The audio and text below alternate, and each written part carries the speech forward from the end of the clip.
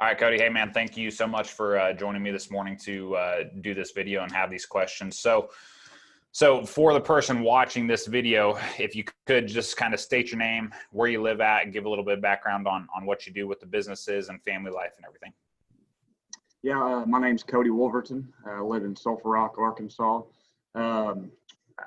Started out as an insurance agent in 2011 after working on a family farm for a few years and really trying to find out what I wanted to do for myself in life. And I thought, I always knew I wanted to help people and change, people and make a difference. So I joined the insurance world. Started there in 2011, had a successful insurance agency with Farm Bureau until earlier this year in 2020, and decided to hang it up. Okay. And over since 2011, tell everyone a little bit about your trucking company, and also you have your cow herd.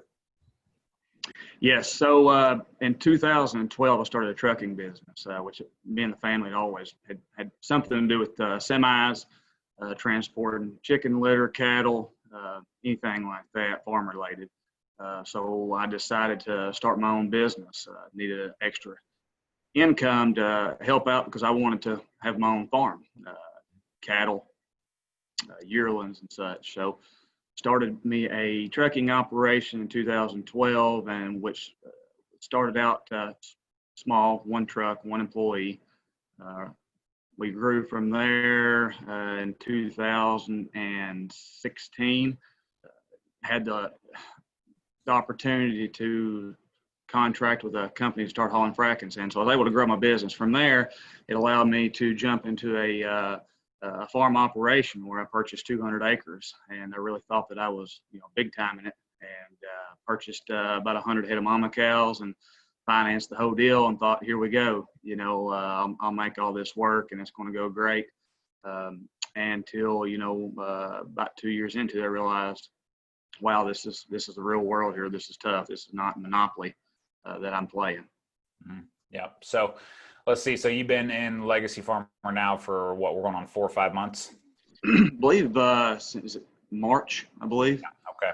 All right. Perfect. Well, so what, question number one, what was not working in life and business, and just personal and business? What was not working in life before joining Legacy Farmer that ultimately led you to making the commitment to join? So first off, as far as my life goes, what wasn't working was consistency with myself and anything that I was doing, whether that was business or my family. I didn't have any consistency at all. I had no schedule. I had no routine whatsoever.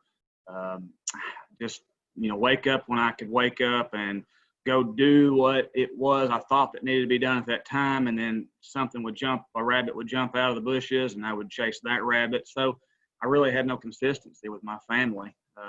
And I've got a great family. I didn't mention, I've got a wife I've been married to since 2012. We have 3 young children. They're 8, 7, and 3. And we have a great relationship. My wife stands behind me 110%.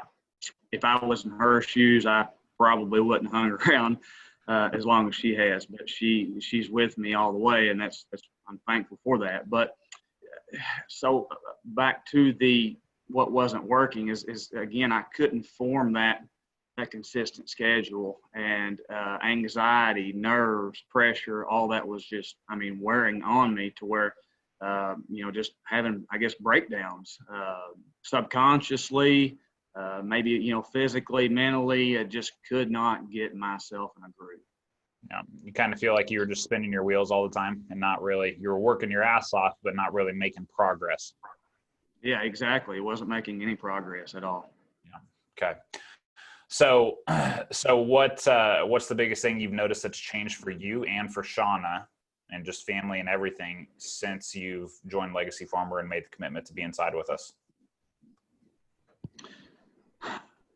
The number one thing is I've started being truthful with myself. I've started giving myself permission to do things that I was looking for permission from other people beforehand. You always look to a mentor or a parent to say, hey, yeah, that's okay for you to do. You need to go ahead and do that.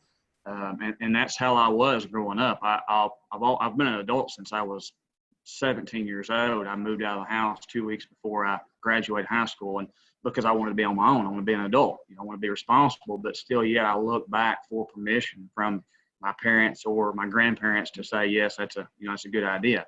And so started just by the grace of God listening to a podcast from you in February, and it opened my eyes to this world is for for me to live and not for anybody to live through me vicariously. Mm-hmm. And I decided then that it was time to make a change.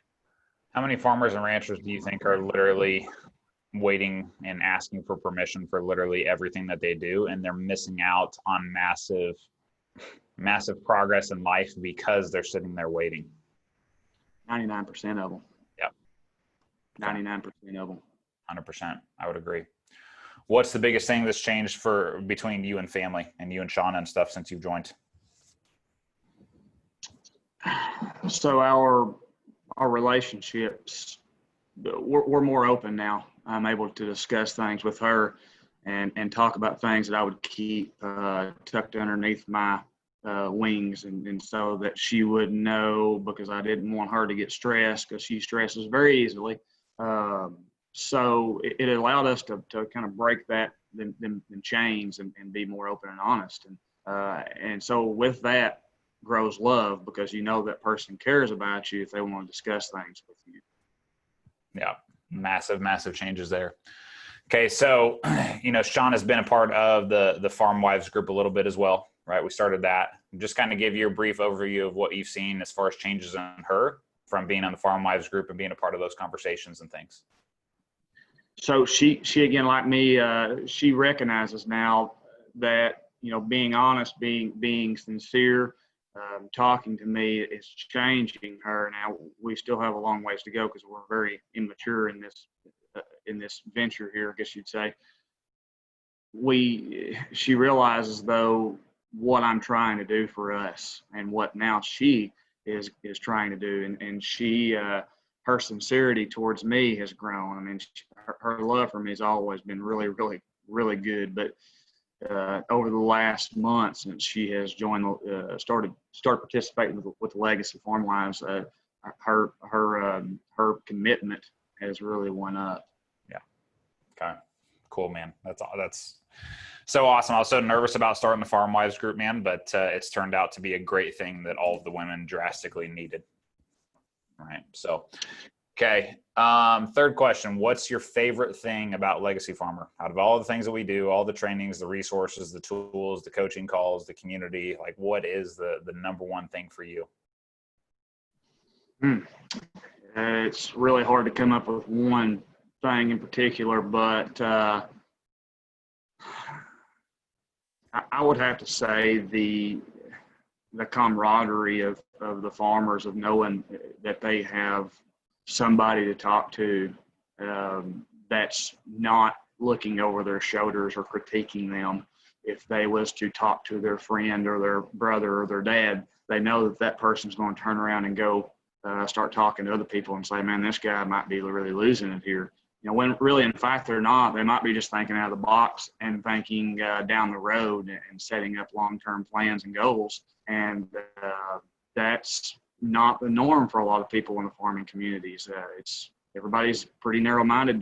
It's like they run down a cattle chute every day and run in, and get their heads caught in the head catch, and they don't look left, right, up, or down. And I've used this technique of being just slowing down and look around with some of my team members. I had a conversation with a man the other day that works for me. He's 66 years old, and he goes like he's 26 years old. And I asked him, I said, do you ever stop and look right, look left, look up, look down, and see what the world has to offer? Because if you'll listen to the world a little bit, it will tell you, and you will learn so much from it. But the way we're trained here and the way we was brought up is just go. Yeah. And cattle chute example is perfect. Like you're sitting there, you're trying to look over the walls, and you just can't look over the edge. Can't see anything. Okay. No. Good stuff, man. How many farmers or ranchers do you feel like are just that they internally feel like they are alone? They feel like they're the only ones with their problems. They feel like they're just on an island by themselves. What percentage would you say? Again, I mean, it's going to go back to that 99% because all of them are totally, I mean, and here's another thing that I said, it's like they're in competition. So nobody wants to talk to anybody because they're afraid they might, learn a little bit more than that, than me. I mean, it's just like a competition when in fact, everybody is really on the same team here. If one person, learns something and is able to share their successes, that makes everybody more successful. And that in turn could turn the market a little bit. So, but it's not like that at all. It's like everybody's in competition. Yeah. How would you say it is inside of Legacy Farmer? Oh, no competition. I mean, everybody's, open and just they want to voice their opinions if they have an idea, whether they think that it's silly or not, because there is no silly ideas. That's the thing. The only idea that maybe is silly is the one that you don't share, because you can't get anything out there. So. Yeah, you take no action, there's no movement, no progress at all. Okay. Right.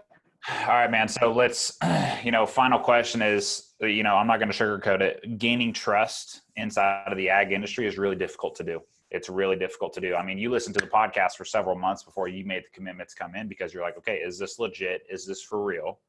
Can I trust this guy? Can I trust this company and what they're doing here? Can I trust this community? And is this the right fit for me? So what is the one thing you would say to someone that is sitting on the fence? Like they're like, hey, I want this to be for me, but like the trust isn't there yet. I'm like right up, I'm looking over the edge. But what would you say to that person to push them over the edge and make them make the commitment? Yeah. So I revert back to whenever I started selling insurance in 2011, there was something inside my gut that was very uneasy. I'm talking from day one when I started. I got nervous like I'd never been nervous before. I felt emotions like I'd never felt before.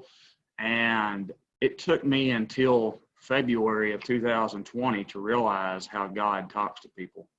And God pulls people and makes, I don't know if he makes them suffer, but because I don't like to use that term, but people suffer for a reason. Because I feel like it's God pulling you in a different direction, telling you, hey man, this is not what I want you to do. This is not what, you are led to do or what you're put here to do. So if you're on the fence and you're being pulled away from something else, maybe that's God telling you need to try something different that's maybe a little outside of the box here. And so I went with that feeling, and honestly, I never done a moments of research other than got on your Facebook page, but I didn't call anybody in Kansas and Tribune, Kansas, and asked them, hey, who is this guy? Is he for real? Is he doing a dog and pony show? I just went with my gut instinct because I have learned in the past, if you don't go with your gut instincts, a lot of times you will make a mistake by not doing so. So I jumped off that cliff and took that leap of faith, and it's not been anything but fantastic. And if it does not do anything else from here on out for me, it's changed my whole mindset on what I have what I've thought in the past, and so it's been worth.